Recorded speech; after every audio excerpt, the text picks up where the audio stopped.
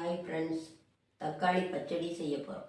தக்காளி பச்சடிக்கு ஒரு கை துவரம்பருப்பு அல்லது துவரம்பருப்பு ஆகாதவங்க பாசிப்பருப்பு எடுத்துக்கலாம். 5 தக்காளி பழம், 10 சின்ன வெங்காயம்.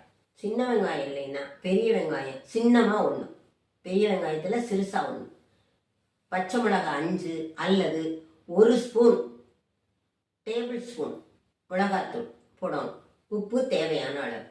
முதல்ல துவரம்பருப்போ அல்லது பாசிப்பருப்பையோ மஞ்சத்தூள் போட்டு ஒரு விசில், 1 லோட்டா தண்ணி. தக்காளி பழம் தண்ணியாக போயிடும். அதனால தக்காளி பழத்துக்கு 1 டம்ளர் தண்ணி போதும். அந்த தண்ணியை ஊற்றி பருப்பை வேக வைக்கணும். 1 விசில். அதை இறக்கி வச்சுட்டு கொஞ்ச நேரம் விசில் ரிலீஸ் ஆக விட்டி நறுக்கி வச்ச தக்காளி வெங்காயம், பச்சை மிளகாய் போடாட்டி மிளகாத்தூள் எல்லாத்தையும் போட்டு உப்பு போட்டு நல்லா வேக வைக்கணும். 3 விசில் விடணும்.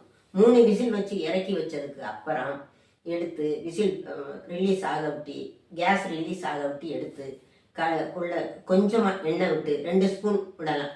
2 ஸ்பூன் எண்ணெய் விட்டு கடுகு 1/2 ஸ்பூன், உளுந்தம்பருப்பு 1/2 ஸ்பூன், ஒரு சின்ன வரமிளகாய், துளி பெருங்காயம், கருகாப்பிலை போட்டு தாளிச்சு கொட்டி இறக்கி வச்சதுக்கப்புறம் கொஞ்சம் மல்லித்தலையை கழுவி விட்டு அதில் தூவி விடணும்.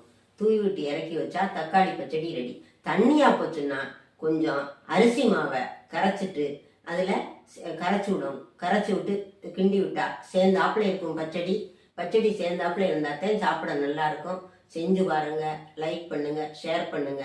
நான் செஞ்சதை ஃபோட்டோ எடுத்து போஸ்ட் செக்ஷனில் போட்டிருக்கேன், பார்த்துட்டு சொல்லுங்க. தேங்க்யூ.